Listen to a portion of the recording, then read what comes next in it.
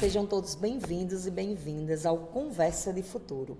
E hoje o tema é daqueles que a gente aguarda o tempo todo para escutar.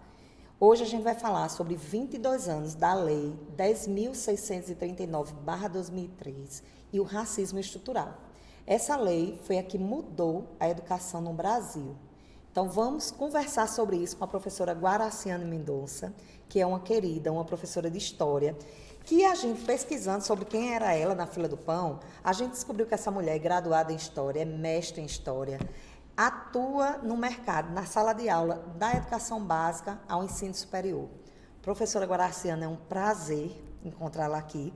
Vamos começar essa conversa? Vamos começar. Então, para a gente iniciar, só para a gente iniciar a conversa, quanto tempo faz que você está na sala de aula? Primeiramente, muito obrigada, Márcia, pelo convite. É um prazer enorme poder compartilhar com vocês aqui essa conversa muito significativa e necessária para que a gente possa avançar dentro dessa nossa sociedade, rompendo e quebrando com esses tabus, esses paradigmas que são impostos. Bom, faz pouquinho tempo aí que eu tenho essa vivência pedagógica, né? Na educação básica vai fazer 25 anos que eu atuo e no ensino superior quase nada, professora. nada, um toquezinho, né? Mas como educadora eu tenho ciência de que a gente tem que estar sempre aberto a aprender. Então, 25 anos no campo, no espaço pedagógico, na sala de aula, ainda são pequenos passos, eu vejo que ainda tem muita coisa para aprender. E no ensino superior está fazendo agora 15 anos que eu atuo no ensino superior em vários cursos, cursos de História, cursos de Pedagogia, e a gente vai aprendendo aí ao longo dessa trajetória. Entendi. Professora, como a gente vai falar da Lei 10.000, eu acho que o primeiro ponto é, quando foi que você teve seu primeiro contato com as questões étnico-raciais? Você se recorda dentro da sala de aula? Bom, na sala de aula, as coisas ainda eram muito subliminares, pode-se dizer assim, né? Tanto no meu processo de formação, seja na educação básica como na educação superior, eu confesso a você que eu nunca senti isso de uma forma significativa. Na verdade, eu não conseguia enxergar, né? Só depois que a gente começa um processo de amadurecimento e começa a compreender as relações que os indivíduos vão se estabelecendo entre si, é que a gente percebe que pequenas e sutis ações revelam essa questão étnico-racial. Como educadora, né, eu só vim ter ciência disso depois de mais de quase 10 anos do exercício profissional, porque era algo que não se discutia muito abertamente. Como grande parte da minha atuação é na rede privada de ensino, a gente sente bastante resistência quanto a essa discussão, né? Então, no campo universitário da formação, eu não tive um contato muito direto. As discussões, na minha época de graduanda, era mais com relação a se discutir mais teoria ou se discutir mais outros caminhos da história, e do que propriamente discutir a questão étnico-racial. A lei, ela foi implementada em 2003. Mas você teve seu primeiro contato com a lei, de entender ela, de ouvir falar da lei, a partir de quando? Eu pergunto isso também por conta da minha formação. Quando eu fui para o estágio, por volta de 2010, foi a primeira vez que eu tive contato com a lei. Já fazia 7 anos que ela estava sendo implementada. Como foi o seu? Bom, quando ela foi implementada em 2003, eu percebi algumas discussões na universidade, eu ainda era universitária, quanto à forma como isso ia ser trabalhado na universidade, né? Porque, apesar de muitos, dessa luta ser uma luta bastante antiga, muito antes dessa construção, na verdade, essa lei busca que essa ideia fosse implementada desde a Constituição de 88 e durante a elaboração da LDB já se buscava a implementação dessa lei, mas só em 2013 é que ela conseguiu ser colocada, ser criada. Porém, havia uma série de dificuldades, como o acesso a materiais para trazer isso lá no espaço universitário. Então, para você ver, onde se produz o conhecimento, muito desse conhecimento, as pessoas não sabiam por onde começar, né? Na minha prática da sala de aula, isso só foi possível, mesmo a gente tendo ciência de que havia lei, que havia essa obrigatoriedade, a gente só percebe que ela vai sendo implementada realmente a partir lá de 2014, 2013, 2014. Interessante. A Lei 10.000 é a lei que tornou obrigatório o ensino de História de África, né, e da cultura afro-brasileira em todo o circuito, em todos os níveis da educação no Brasil. E, em 2008, a gente vai ter a 11.645, que é a que modifica novamente essa lei para inserir a cultura indígena. Para a gente começar, a de 2003, quais foram os motivos que levaram à criação dessa lei? Como ela surgiu, na realidade? Foi do nada? Não. Desde do processo de luta pela abolição da escravatura no Brasil, que os que lutavam pela liberdade dos escravizados perceberam que o caminho a se seguir seria o caminho da legislação, né? Ainda que essa legislação fosse bastante... ainda é bastante manipulada para aqueles que estão no poder. Uhum. É uma coisa que a gente tem que deixar bem clara, que o racismo no Brasil, ela é uma questão de poder. Então, as pessoas agem de forma racista porque elas acreditam que, pelo poder que têm, elas podem fazer isso sem qualquer restrição ou punição real sobre a ação que eles estão fazendo. Então, é uma questão de poder. Então, desde sempre se buscou, através da lei, a luta pelo fim da escravidão e da escravização e depois a luta pela inserção, pelo fim do racismo no Brasil também veio através da lei. Como eu tinha dito anteriormente, essa busca ela vem desde a reabertura democrática, desde a construção da Constituição de 88 e reforçada ainda mais na luta pela construção da LDB. Então, não é uma coisa assim que surgiu apenas nos anos 2000, não. Porém, ela vem sendo defendida, buscada de tal forma, porque aqueles que lutam pelo fim do racismo sabem claramente que a educação, ela não é só um instrumento, mas um meio extremamente eficaz para a reconstrução de novos pensamentos, de novas mentalidades, para que fosse possível, através da educação, a gente acredita que é possível resgatar a história da contribuição das populações negras para a própria construção da sociedade brasileira, né? Não é um povo que veio lá e é estranho ao brasileiro. Ele também é brasileiro. Então, ele contribuiu para a nossa construção econômica, social, cultural, étnica, ética, moral. Então, ao buscar a implementação dessa lei que traz essa obrigatoriedade, é uma forma também de romper todos esses estereótipos e buscar também, através dessas ações, destruindo a questão do racismo na nossa sociedade. É interessante você falar sobre isso, que eu lembro quando eu era estudante da educação básica. Eu terminei o ensino médio em 96, então, década de 80 e 90 era o período que eu estudava. E a gente, né, que a gente é conterrânea nesse sentido, desse tempo, não via a população negra, né? Então, a população negra ela existia nos livros didáticos até o período da colonização. Houve ali a dita abolição no livro, acabou, e é como se tornasse invisível as pessoas negras, como pessoas como nós não existíssemos nesse país, né? Então, é interessante como o poder manipula isso. Só que essa lei chegou para os professores. Você, como professora, sentiu o impacto? Como você viu o movimento de coordenadores, educadores, professores, quando a lei foi implementada? Porque a lei foi implementada agora, o mercado editorial teve que mudar, a sala de aula teve que mudar, as matrizes do curso de ensino superior teve que mudar. E como foi que esse público reagiu? Bom, inicialmente, ele disse, não, é a lei, vamos tentar. Mas quando a gente vê a busca da ação, né, da efetivação de uma ação pedagógica realmente afirmativa, uma ação pedagógica eficaz, a gente vê que muitos dos educadores, eles acabam recuando. Faz 22 anos, mas essa postura não mudou. Infelizmente, ela não mudou. Por que há ainda essa resistência? Por que não há uma ação pedagógica contínua, efetiva, para que ela venha a ser cumprida como deve ser?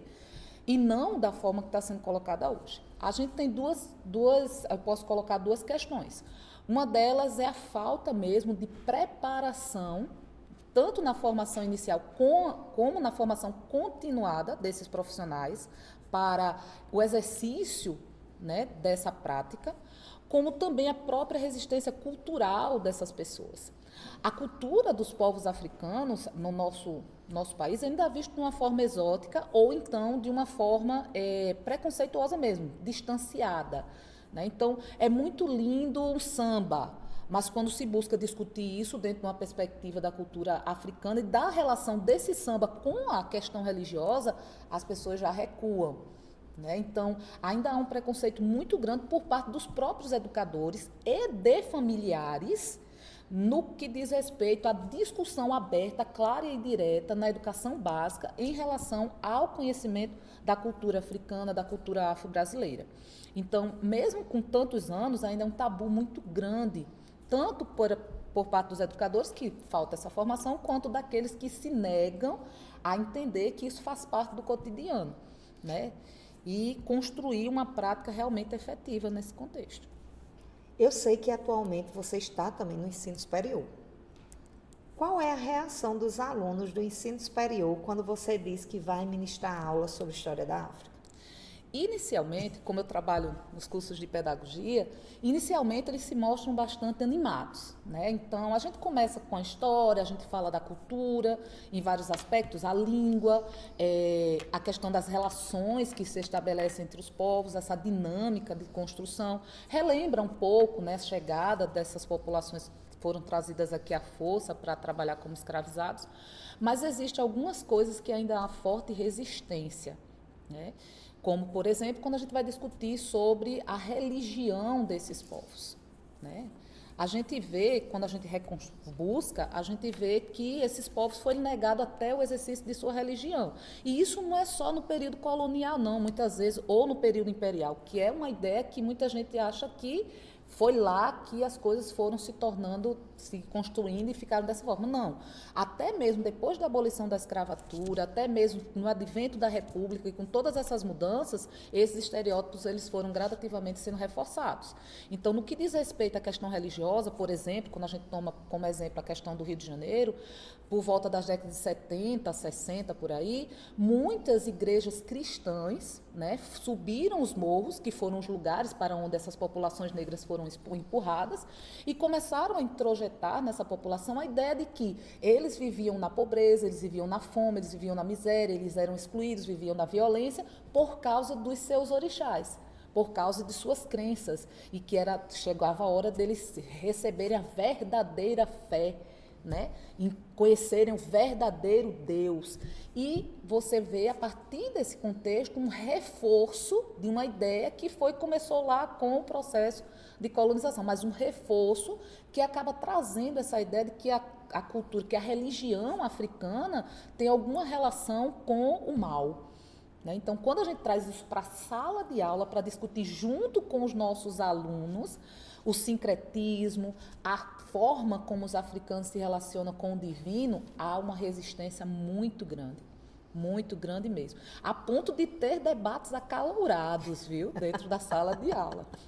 E olha que são adultos, né? São adultos e, olha que são e adultos. futuros educadores, e muitos deles que já estão exercendo a profissão em sala de aula. Eu agora lembrei de um autor chamado Guerreiro Ramos, que Guerreiro Ramos, ele diz que tudo que é pensado de bom é pensado em branco, na cor branca. E aí ele começa a ressaltar várias coisas, tipo, a pomba da paz é branca, a paz é branca, a noiva quando entra na igreja é de branco. Então, tudo que é pureza, tudo que é divino, ele vem no branco. Aí, o que é que resta para o preto? O preto é o gato preto que dá azar, um dia tudo está preto, tudo está difícil. E aí ele começa a mostrar como as cores têm adjetivos pesados, né? E quando se trata da cor da pele, acaba sendo atribuído à pessoa. Então, é um julgamento da pessoa pela cor da sua pele, por questões políticas que são bem mais amplas. A gente está vendo na sua fala que a Lei 10.000, ela é um impacto muito grande dentro da educação, que acredito eu e creio que você pensa da mesma forma, é um caminho fundamental para que a gente veja mudança na sociedade. Mas essa lei, você consegue visualizar que de 2023 até agora, né, são 22 anos, você consegue ver promoção com relação à igualdade racial, posteriormente a ela? Bom, ainda tem um caminho muito longo para se percorrer aí. Mas eu acredito que, a partir da lei, a gente tem uma ampliação de uma série de coisas, né? Então, a gente tem mais produção sobre a história das populações negras no Brasil, com a voz, a fala dessas pessoas, né? Então, você tem o resgate da história de ex-escravizados, você tem o resgate da cultura desses povos na produção acadêmica, né? Então, isso já é uma coisa bastante significativa. A gente tem o espaço da discussão. Isso aqui que nós estamos fazendo, eu acredito que ele só seja possível porque existe essa lei, né? Porque se não existisse, já há uma resistência com a obrigatoriedade. Imagina sem ela. Né? Então, a gente pode abrir esses espaços de debate. Eu percebo uma produção também voltada para a educação básica, maior, mais significativa. Há uma resistência por parte dos educadores, de alguns educadores, mas a gente também vê muitos que estão buscando a efetivação dessa lei, pautado em materiais, pautados em produções, buscando enriquecer suas aulas. Então, ainda tem muita coisa para percorrer, né? Mas a gente não pode negar que é um caminho que foi aberto. É uma luz que foi lançada e que a gente deve, né, se apegar a ela e buscar trilhar esse caminho para buscar mais conquistas nesse sentido. Então, professora, vamos olhar agora na perspectiva da pessoa negra. Essa lei, ela serve como uma ferramenta de resistência? Você consegue visualizar que depois dessa lei, a pessoa negra tem mais força, digamos assim, a partir da educação, para resistir os desafios que ele tem no dia a dia? Eu acredito que sim, porque essa força ela vem muito a partir da construção de uma identidade. E a construção da identidade muitas vezes requer uma certa referência. Então, quando você traz para o espaço da sala de aula, né, todo um contexto, toda uma história de luta, de conquista, né? E a gente às vezes fala sobre a questão negra, a gente fala muito a questão voltada muito para essa imagem do escravizado, né? Mas quando a gente vai discutir a história da África e a cultura afro-brasileira, a gente também discute outros aspectos, né, como as ciências elaboradas por esses povos, como os saberes, né, em vários outros campos do conhecimento produzidos por esses povos. Então, a pessoa negra, ela encontra referências. E ela encontrando essas referências, ela pode construir uma identidade mais forte, mais sólida, né? Ela vai se ver em outros espaços, ela vai perceber que ela pode. Tá? Então, quando eu pego quando aquela menina negra chega na sala de aula e vai lá estudar algo sobre, sei lá, botânica, e ela vê que é uma cientista negra que conseguiu identificar uma nova planta, identificar um novo inseto, ela vai perceber que ela também pode. Entendeu? Aquele menino negro que antes acreditava que o único caminho dele seria se submeter a um trabalho subhumano, ele vai poder perceber que os seus ancestrais são guerreiros, eram reis, eram desbravadores. Então, isso fortalece esse indivíduo a perceber que ele não é um indivíduo de segunda classe. Assim como qualquer outra pessoa, ele também tem todas as condições intelectuais, físicas, de buscar os seus objetivos e de galgar, né, patamares cada vez mais altos. Perfeito. A sua fala é perfeita com relação à representatividade, porque esse tempo histórico que tratou o negro e a negra como pessoa escravizada, marginalizou de tal forma que pensar a pessoa negra durante muito tempo era pensar a pessoa escravizada, como se fosse uma condição da sua cor, né? Gerando tantas problemáticas, tal como a grande discussão que se tem hoje no nosso país, que é o racismo, né? Então, a lei existe, ela é, sem sombra de dúvida, um instrumento fundamental no combate ao racismo, mas para quem está nos ouvindo, né, alunos, alunas, as pessoas em geral que estão nos ouvindo, o que é o racismo em si, o racismo estrutural, a grosso modo? Bora lá. muitas pessoas não sabem, elas repetem racismo estrutural, mas não tem muita ideia do que seja de fato isso. E, por não saber, acaba levando a outras ideias completamente distorcidas. O que é uma estrutura? São os elementos que definem uma determinada ordem, seja da sociedade, seja do indivíduo, seja de uma instituição. Então, quando a gente fala de racismo estrutural, a gente fala de um racismo que está no emaranhado da própria estrutura da sociedade brasileira. E ele passa de uma forma que muitas vezes a pessoa acha que não está acontecendo nada. Então, ele é estrutural porque muitas pessoas exercem isso, praticam isso e nem percebem que estão praticando. Ou seja, e negam a sua existência. Naturalizou, banalizou. Naturalizou.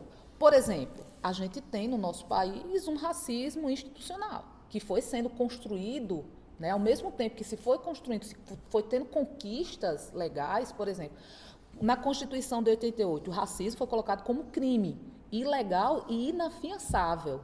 Tá? E hoje, esse racismo, ele é colocado no mesmo nível de crimes hediondos. Né? Então, ele diz que o racismo é imprescritível e inafiançável.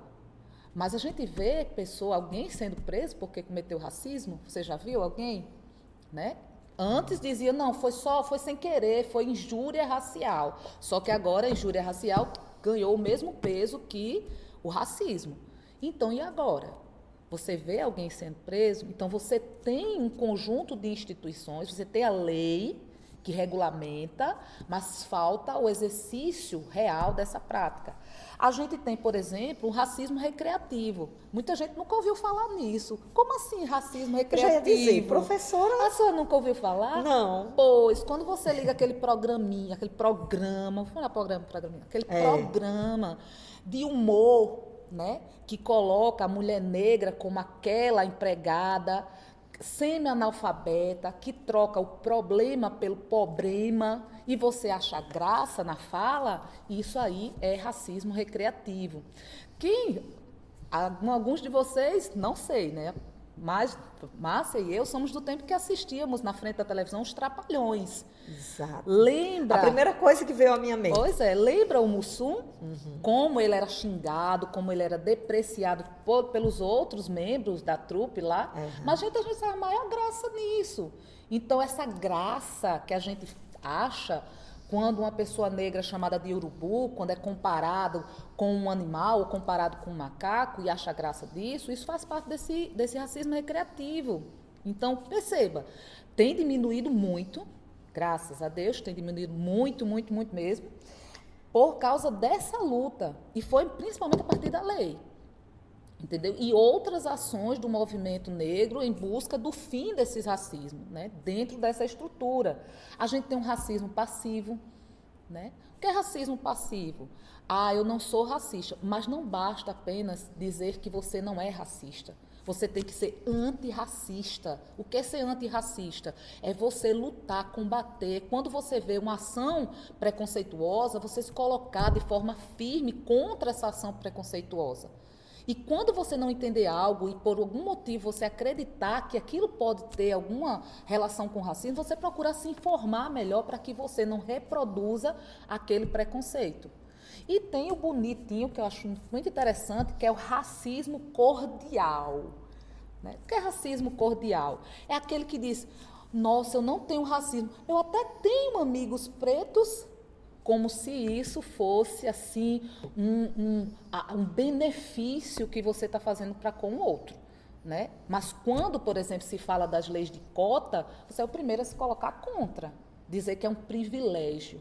Então, esses vários racismos estão presentes na nossa sociedade de tal forma que se emaranharam na estrutura. E a luta contra o racismo vem não só para trazer essa imagem, você entender que isso é racismo, né?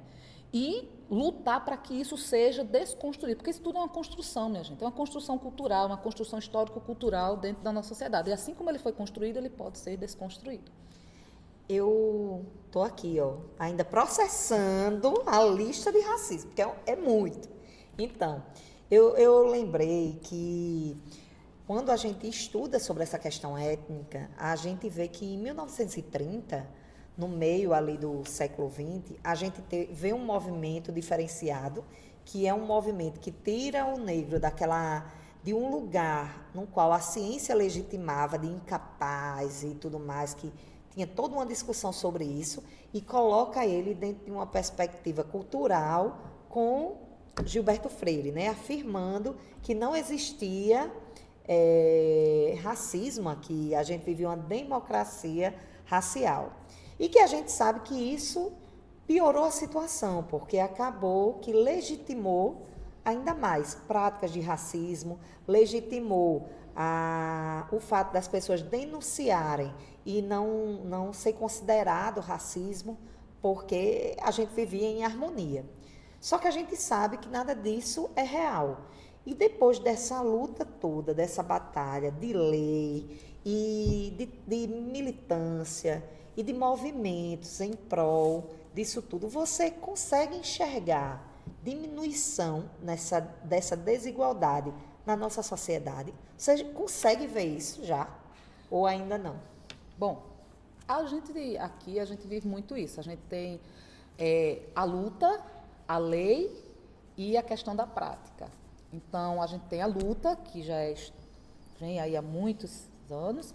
A gente tem as leis, mas a prática ainda é coisa que há muito o que fazer. Infelizmente, a gente não pode negar, a gente pode até afirmar que a gente ainda vive um contexto de escravização.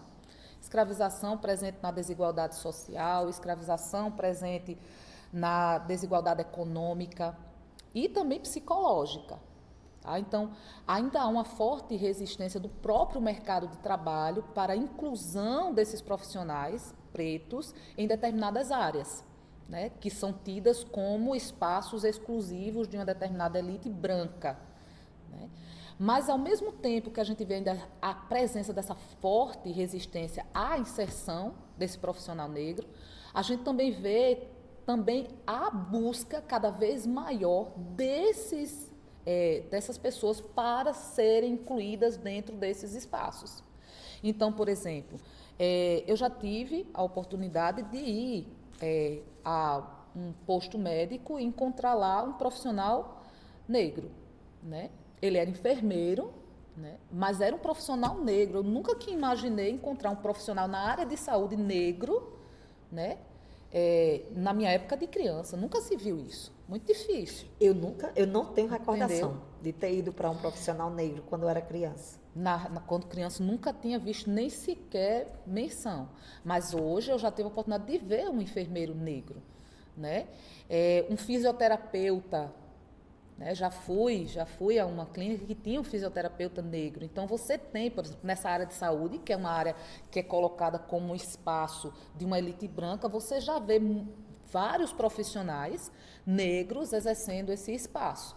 Eu acredito que isso seja fruto dessa luta, seja fruto dessa conquista, né? E da superação dessa ideia de que as pessoas negras elas não têm a mesma capacidade intelectual de para exercer determinadas funções. É romper com esses estereótipos a partir do momento que começa a ser colocado, começa a trazer para a visibilidade pessoas negras que já vêm conquistando isso há muito tempo, gente. Não é de hoje, elas só não apareciam, né? Elas só eram acobertadas. Então, o profissional, ele ainda vai encontrar várias barreiras, mas ele precisa ter uma consciência de si, né? O famoso letramento racial.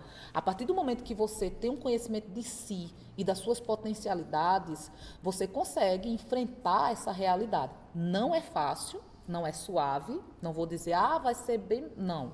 Ainda vivemos um contexto que você vai ter que lutar contra muitos desafios, superar muitas barreiras, mas como eu gosto de dizer, né? Você pega as pedras do caminho, transforma ela numa escadaria para subir patamares cada vez mais altos. Mas pelo menos a gente vê que há mais abertura. A gente vê profissionais, muitas vezes quando a gente falava de profissionais negros, a gente via mais no campo dos esportes, né? No campo da teledramaturgia. E nos esportes, porque era muito associada à força, Força, Que a pessoa tem braço forte, tem perna forte, dá para correr muito. Então, mas além desses espaços, a gente vê que eles também está se abrindo novos espaços. Agora, é um desafio muito grande. Você tem algum caso específico, concreto, de profissionais que você já ouviu falar ou já viu, que enfrentou barreiras para entrar no mercado de trabalho porque é negro ou negra? Eu não conheço pessoas de fora, eu vivenciei isso. Né? Quando eu comecei a buscar o emprego, terminei meu curso técnico, meu curso médio foi magistério, que a gente chama de... Pedagógico, não era o curso técnico do magistério, escola normal. Normal. Eu sempre sonhei em ser professora, sempre, sempre. Eu sou apaixonada pela Ninguém está educação. percebendo, quem está né? assistindo, ninguém está percebendo Sou isso, não. apaixonada. Então, assim que eu terminei meu curso médio, eu fui atrás de um emprego. Estávamos eu e mais duas amigas, né? Eu preta e as minhas duas amigas brancas. Né? E a gente foi a várias escolas, entregamos vários currículos. 2 semanas depois, as outras duas já estavam empregadas. Né? E em uma das escolas que uma delas ficou, ainda estava precisando de uma professora. Então, ela disse, não, eu tenho a minha colega que veio aqui comigo. Aí a dona da instituição fez aquela pretinha. Usou esse termo? Esse termo. A minha colega que ficou, aquela pretinha, ela não tem o perfil da nossa instituição, né? Eu acredito, Márcia, que foi uma das poucas vezes que é como se você levasse um tapa na cara, né? Porque eu sempre fui uma aluna, sempre busquei ser uma aluna CDF. Então, minhas notas excelentes, meus resultados excelentes. Mas quando a gente vai para o mercado de trabalho, a gente encontra muito dessas barreiras aí. Então, isso doeu muito, doeu bastante. Não conheço outras pessoas que tenham vivenciado uma realidade desse nível, mas eu sinto, durante todo esse tempo que eu vivencio o campo educacional, pequenas falas, pequenas indiretas em relação também a outros profissionais, pelo fato deles serem negros, serem bastante questionados ou até duvidar da capacidade dessas pessoas só pelo fato delas ser negras, que é uma das coisas que quem não sofre racismo não entende, né? Se você me permite falar aqui, como essas pessoas que falam de racismo reverso, né? Criaram essa ideia, mistificaram essa ideia, mas essas pessoas jamais vão ser questionadas em suas capacidades só pelo fato da cor da sua pele. Né?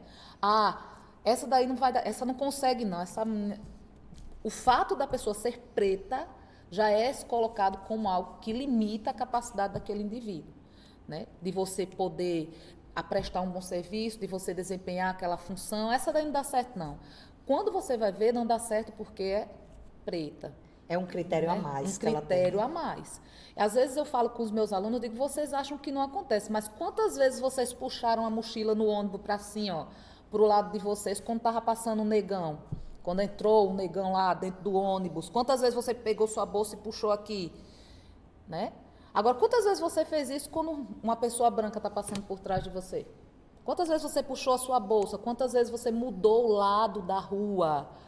Quantas vezes você desistiu de ir para um determinado lugar, olhou assim e disse, vou não, porque tinham pessoas pretas lá, né?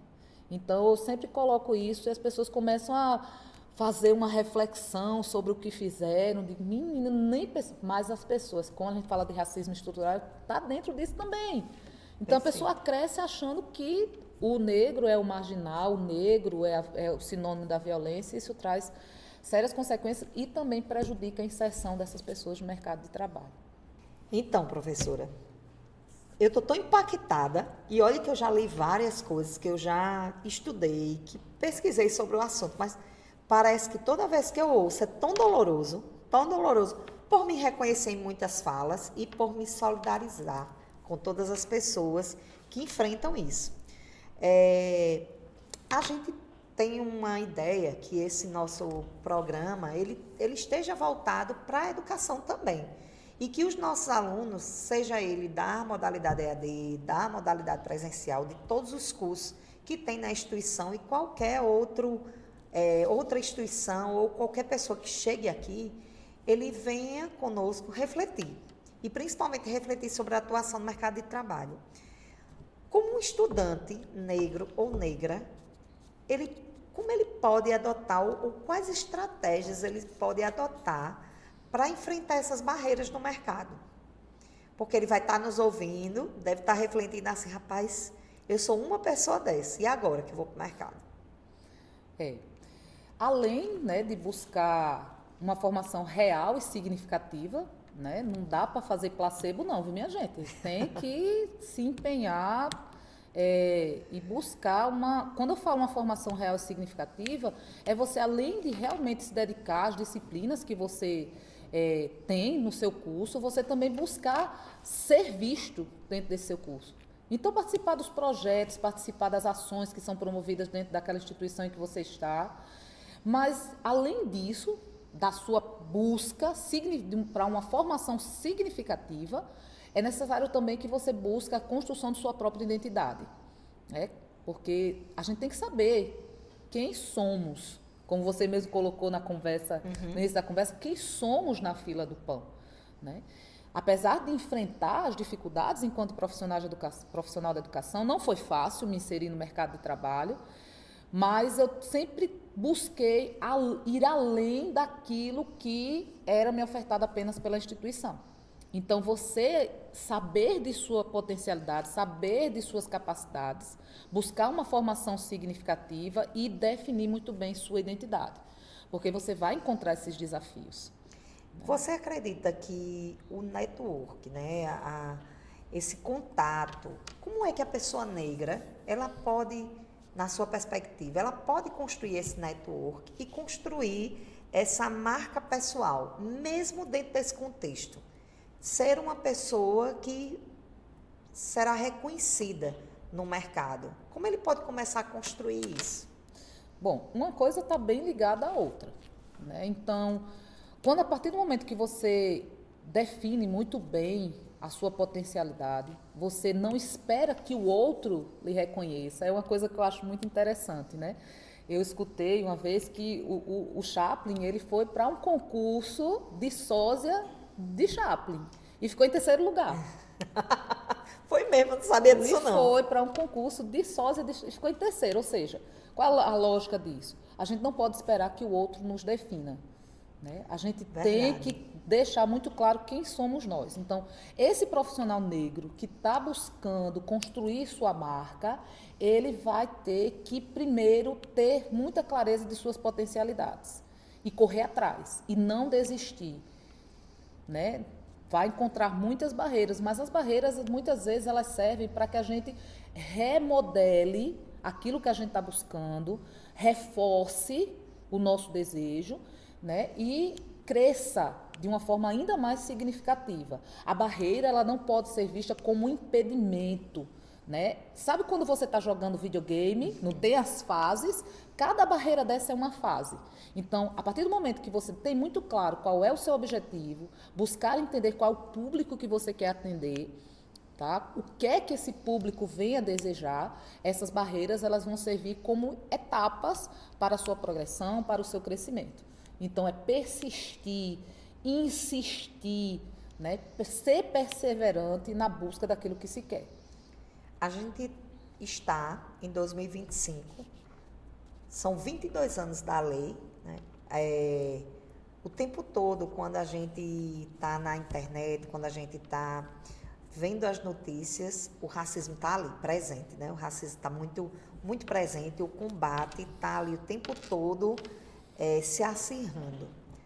Em 22 anos, diante desse cenário todinho que nós temos, hoje, qual a importância desse professor, dessa coordenação, dessa instituição, que para e olha para essa questão étnico-racial? Qual a diferença que eles vão fazer?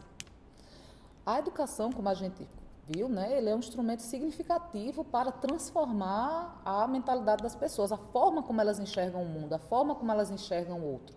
A forma como cada profissional da educação vai desenvolver sua ação pedagógica dentro do espaço educacional vai trazer uma mudança de forma significativa para aquele indivíduo. E é esse indivíduo que vai levar para fora do espaço da escola. Então, o que eu faço enquanto educadora atende e atinge o meu educando de uma forma significativa. Então, a partir do momento que eu busco trabalhar esse contexto de uma forma significativa, isso vai trazer mudança. Uma coisa interessante notar, Márcia, é o seguinte: muitas vezes quando a gente diz, não, a lei ela tem que ser colocada em prática, muitas vezes as pessoas esperam que seja construído um novo elemento curricular. Sim. Né? Então, vai ter que introduzir algo novo no currículo para isso? Não. Não é necessário. A ideia é que isso seja introjetado dentro do processo dos conteúdos, dos componentes curriculares que já existem. Entendeu? Então, por exemplo, se eu estou trabalhando linguagem, por que não trabalhar essa linguagem utilizando termos que são da cultura africana? Meu denguinho, meu benzinho, maninha. Aqui no Nordeste, quem é que nos chama mamãe de maninha? De painho, meu bichinho? Né? É possível trabalhar já deixando bem claro que isso é herança da cultura africana. Quando a gente vai trabalhar na geografia, na história, né, na própria física, na química, é possível você trazer elementos dessa cultura dentro desses componentes curriculares. Você não precisa criar um novo componente. A ideia é perceber que a cultura africana e a cultura afro-brasileira faz parte do nosso dia a dia, minha gente. Então, não é esperar o novembro para começar a discutir isso, não. É colocar isso no seu cotidiano, na contação de história, no resgate de sua identidade, entendeu? Então, nesse cotidiano, tanto na educação básica quanto no ensino superior. A linguagem também que se coloca dentro do espaço da sala de aula também faz diferença. A forma como você olha o seu estudante negro, a forma como você constrói sua fala dentro daquele cotidiano. Aprender, né? Estudar, aprender e se policiar, porque como a gente acabou de afirmar, é o que está na estrutura. Então, muitas vezes a gente não percebe, fala sem nem perceber e reproduz uma fala preconceituosa, né? O bom e velho, a coisa está preta, né? Então, se policiar, se reconstruir, né, na sua fala enquanto educador, para que você construa dentro da sua sala de aula um ambiente de inclusão, um ambiente de respeito, de solidariedade, que isso possa ser também levado para o espaço profissional. Agora, depende de todos e de cada um. Né? Outra coisa, a gente não pode definir a nossa ação pela ação do outro. Né? Não é porque todo mundo acha normal que você tem que achar normal, não. Se é uma ação racista, se você está vendo que é um racismo, você tem mais do que a obrigação de se mobilizar contra essa prática. Né? Então, vou ali falar com o neguinho do café. Ele se sente bem, você chama... Ele tem um nome. Qual é o nome dessa pessoa? Você chamaria, vou ali falar com o branquinho do café? Você falaria isso? Né? Você não falaria isso. Então você rever as suas ações, rever as suas práticas e, mais uma vez, não cair no bom e velho, né, racismo passivo. Se você não pode apenas ser contra o racismo, você tem que ter uma ação antirracista. Professora, você me deixa sem palavras. E olha que pouca gente consegue isso, viu? Então, muito obrigada por trazer tanta clareza em tudo que a gente perguntou, num pouco que a gente perguntou. Mas a gente tem um último quadro aqui, que é um insight. Então, normalmente, a gente pergunta, a gente diz uma palavra para que a pessoa fale sobre a palavra. Como nós hoje estamos falando em ser antirracista, eu vou fazer uma outra proposta. A gente vai trazer a palavra e a gente pensa o que ela significa enquanto uma fala racista, para quem está nos assistindo aprender a nunca mais falar ela e dizer como ela deveria ser usada. Pode ser? Pode ser. Então, a primeira é cabelo ruim. O que significa cabelo ruim? O cabelo, se a gente for na etimologia da palavra, é um cabelo que não presta, né? Que não é legal. Que é atribuído ao cabelo de uma pessoa negra, o cabelo crespo. E olha que o cabelo meu está crespo, muito ruim hoje nessa frase. Viu? Cabelo crespo, cabelo caracolado, cabelo cacheado, não é um privilégio apenas das pessoas pretas. Com a miscigenação que nós vivenciamos no nosso território, o cabelo pichain, o cabelo crespo, cabelo afro, ele pode nascer numa pessoa preta, numa pessoa branca, numa pessoa... Eu passei por várias transições, não vou negar, né? Eu tenho uma mãe branca e um pai preto. E por incrível que pareça, os meus cachos eles só vieram aparecer depois da puberdade. Eu não tinha cachos, os meus cabelos eram lisos, por incrível que pareça. Mas, e depois, com toda essa ideia de que cabelo cacheado... Na verdade, o meu problema no meu cabelo não era o cabelo, é porque não havia uma indústria da beleza que oferecesse cosmético, né? Que oferecessem produtos que deixassem o meu cabelo macio, cheiroso. Então, deixava ele muito, muito deteriorado. Então, eu tinha que amarrar meu cabelo. Eu acabei aderindo aos bons e velhos alisamentos. Né? Muita gente. Sofri bastante. Hoje amo meus cachinhos, assumi eles, adoro meus cachinhos. Então, não é cabelo. Então, quando cabelo, a expressão cabelo ruim não deveria ser utilizada de maneira alguma. Qual seria a expressão? Cabelo, Márcia. E cabelo se o cabelo, é cabelo. E se o cabelo é cacheado, se o cabelo é ondulado?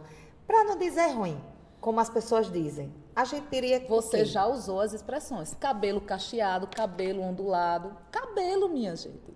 Perfeito. A coisa tá preta. A expressão é para dizer que a coisa está difícil, está ruim, né? É uma coisa que não deveria ter... É uma expressão que foi sendo construída, mas, por incrível que pareça, não é uma construção contemporânea. Sim. É uma ideia que remonta desde, né, da modernidade, que foi sendo construída por essa referência do que é ruim, do que é mal, está relacionado ao escuro, está relacionado ao preto, está relacionado à noite. Gente, a noite é um momento sublime.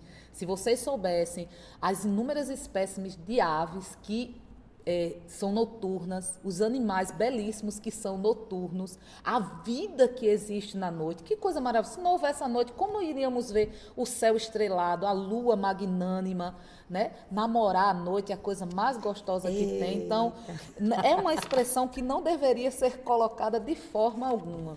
Então, a gente se a poderia coisa dizer, tá a preta, coisa tá difícil, né? Tá difícil. A coisa tá difícil, a coisa tá ruim, tá complicada, o problema é mais significativo, mas a coisa tá preta, a gente risca do nosso dicionário. Serviço de preto. Esse serviço está parecendo um serviço de preto. O que significa isso, Guaraciana? É interessante isso na nossa sociedade, né? Que a gente herda lá dos portugueses essa ideia de que serviço bom está relacionado a pouco trabalho. E serviço que leva o exercício, né, a força, é referência a serviço de preto. Então, se o serviço é ruim, se o serviço é extenuante, se o serviço é forçado, diz que é serviço de preto. É uma questão que tem que ser revista. Isso com certeza. Porque serviço é serviço de cada um. O preto pode fazer, o branco pode fazer. Do jeito que um preto pode carregar um saco de cimento, um branco também pode. E do jeito que um preto pode segurar uma caneta, um branco também pode. Então é serviço, é trabalho. E como um serviço mal feito pode ser feito por qualquer um. Pode ser feito por qualquer um. E aí? Tem um pé na cozinha. Pois é. O teu pé na cozinha faz alusão à senzala? Faz uma alusão à senzala. Exatamente. As mulheres, né, as secretárias do lar, como nós chamamos hoje, elas são, em sua maioria, mulheres pretas. Né, e desde sempre faz essa referência. Então, é uma definição degradante, né, como se aquele espaço fosse um espaço exclusivo apenas para a mulher preta. Quando, na verdade, é um espaço que pode ser ocupado por qualquer pessoa. E mais grave ainda, como se a mulher preta só pudesse ocupar aquele espaço. Então, negro lindo ou negra de beleza exótica. Por que isso pode ser considerado racismo? Porque, desde muito tempo, que a imagem dessas pessoas estava sempre sendo relacionada à sensualidade, à sexualidade.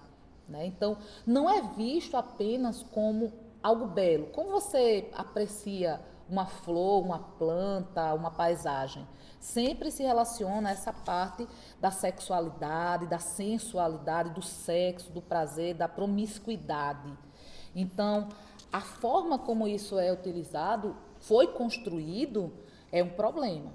Hoje a gente vê uma busca da desconstrução, o uso do termo, só que com uma outra perspectiva. Em que outra perspectiva? Na busca de você valorizar a beleza negra. Como assim? Uma pele negra, bem tratada. É muito lindo. Né? Um cabelo negro cacheado é muito lindo. Entendeu? Olhos negros. Então, dentro de uma outra perspectiva, não nessa perspectiva da promiscuidade. É muito complicado. Eu sou uma mulher negra, eu tenho características de uma estrutura de uma mulher negra e eu já fui muito assediada por causa disso, entendeu? Só que, Márcia me conhece, eu não sou muito fácil de lidar. E a vida foi me ensinando a como manobrar, mudar essas questões. É tão interessante como os termos de racismo, eles são amplos, né? Porque você trouxe uma coisa muito interessante, que é essa questão da sexualidade, da promiscuidade, e eu ainda trago outro, na perspectiva do homem, do negro, né? Porque geralmente quando a gente vê um homem bonito, a gente faz, rapaz, que homem bonito, né? Que homem bonito. Mas quando você diz que negro bonito ou que negro lindo, aí tem uma outra discussão que é, entre as pessoas negras, esse é lindo. Esse é lindo. Porque o negro não é lindo, né? Então, é tão amplo a questão de como foi a construção das frases racistas que a gente precisa ter muito cuidado, porque a gente acaba caindo sem nem perceber que está cometendo uma coisa assim. E olha só, na maioria das vezes, quando se define o negro lindo, são negros com várias características de branco. Né? Queixo fino, nariz afilado, lábios finos, olho pequeno. E não são as características negróis. Né? Exatamente. Não são essas características. Você já usou? Eu tô com inveja branca de você, Guará. Não, nunca usou. Usei. Sempre achei uma expressão muito esdrúxula, sabia, sinceramente. Porque quando a gente fala de inveja, nessa perspectiva aqui, quer dizer que ela é ruim, né?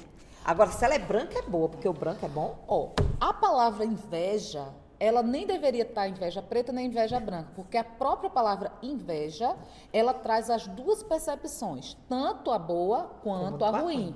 Tá? Não precisava. Se você inveja o trabalho de alguém, então você faz um ótimo trabalho. A minha perspectiva é essa, eu invejo a sua capacidade e eu vou buscar trabalhar para chegar, pelo menos quando eu crescer, chegar perto do que você é. Isso é uma perspectiva boa da inveja, quando isso lhe impulsiona a melhorar o que você é para você ficar próximo daquilo que você acreditou ser bom. E tem a inveja ruim, que é quando você destrói o trabalho do outro, porque você não tem a menor capacidade de chegar até onde ele chegou. Então ele começa a fazer referenciais, trazer problemas, botar defeito. Isso é uma inveja ruim. Então, independentemente, a própria palavra inveja, ela já traz essas duas perspectivas. Não há a menor necessidade de dizer se é branco. A própria forma como se fala, estou morrendo de inveja de você, já disse aquela inveja é boa ou ruim. Mas veja, quando o uso é utilizado branca, já é para suavizar, como quem diz assim, é uma inveja boa. Exatamente. Se fosse ruim, ela era preta. Olha, dessa lista todinha, esse é um dos piores para mim. Barriga suja. Já ouviu falar? Não. Confesso a você que nunca ouvi falar nessa expressão, pois bem, não. O termo barriga suja, ele era utilizado ele é utilizado quando a mulher está grávida de uma pessoa negra, ou ela é negra, ou a pessoa e o outro é negro, mas dentro dela existe um bebê negro. Então é uma barriga suja. Não ouvido falar disso, não. É uma barriga suja. Então, é um dos mais pesados e mais difíceis, porque envolve criança, é muito doentio, né? Mas é uma frase utilizada também. E é uma frase racista. E, por fim, para a gente fechar, lista negra. Pois é, essa daí eu já ouvi falar várias vezes. Já disse? Né? Eu tenho uma lista negra. Infelizmente, eu não vou negar, não. Né? Como eu disse para vocês, para a gente aqui, é uma coisa que a gente vai crescendo e ouvindo e acaba se naturalizando. Só depois que a gente passa por um letramento racial é que a gente começa a perceber o quão racista a gente foi até com a gente mesmo, entendeu? E começa a rever, né, isso aqui. Começa a trocar por outros nomes. né? A gente Exato. gosta de dizer a alguns educandos da gente que ele está numa determinada lista que ele não gostaria muito de estar, não. Mas a gente elimina, né? Tipo, Você tá na minha está lista naquele de livro espera. dos mortos que eu encontrei na última vez que eu fui ao Egito. Seu nome eu vou botar lá. Então, Bom, professora, muito obrigada por essa fala, muito obrigada por essa conversa, muito obrigada por ter vindo, por ter aceito, por ter trazido tantas mensagens maravilhosas, né? E antes da gente finalizar, eu quero deixar com você oh, uma lembrancinha, que é a sua primeira vez vindo aqui, né? Se quiser abrir para muito ver. obrigada. Vou Para que abrir para você, vocês, ó. para que você Vai possa ser aqui. tomar um chazinho, um cafezinho em casa e lembrar desse momento. Ei, amo caneca, viu, minha gente? Então, Obrigada, é um mimo nosso para que você saiba o quanto foi importante sua vinda, né? E agora, fique à vontade para deixar sua mensagem final. Quero lhe pedir que, se possível, depois você nos passe seus contatos, né? Eu sei que você é professora, é ativa, pode fazer palestra, pode dar curso sobre isso, sobre esse tema. Eu acho importante sua atuação, sua presença nos diversos espaços. Bom, mais uma vez eu gostaria de agradecer a Márcia, toda a equipe aqui do Conversa do Futuro pelo convite, né? E eu me sinto muito lisonjeada em ter que falar, em ser convidada a falar sobre esse tema. E eu gostaria de reforçar mais uma vez, a lei, né? Ela vem não só para que você lembre da história dos povos africanos, da cultura afro-brasileira apenas no mês de novembro, não. A ideia é que isso seja trabalhado no cotidiano, todos os dias. Você não precisa criar um novo componente curricular, você precisa buscar conhecimento, como todo educador precisa, né? E introduzir isso na sua sala de aula para que ele se torne parte do cotidiano do aprendizado das nossas crianças, para que eles também encontrem essa referência e consigam superar. Porque o racismo, ele não é algo inato, ele é algo construído culturalmente. Nós não nascemos racistas, a gente se torna racista dependendo da cultura, da forma como a cultura é repassada para a gente. E vocês, futuros profissionais, sejam negros ou não, também têm um compromisso de lutar contra o racismo cotidianamente, nas suas práticas, nas suas falas. E uma das maneiras de lutar contra o racismo é conhecer o que é o racismo. Como a gente viu agora, Márcia, nesse momento, existem várias formas de racismo e que muitas vezes a gente nem percebe. Então, lutar contra o racismo. Reforço mais uma vez uma fala que eu fiz agora. Não basta apenas ser contra o racismo, você tem que ser antirracista. Você também tem que lutar cotidianamente para que essa prática um dia finalmente esteja extinta da nossa sociedade. Obrigada, professora. Obrigada a todos vocês por terem acompanhado. Fiquem ligados nos próximos episódios. Esse foi um episódio marcante para mim. Espero que tenha trazido e despertado em vocês ainda mais interesse em cuidar da nossa sociedade para que um dia ela seja ainda mais igualitária.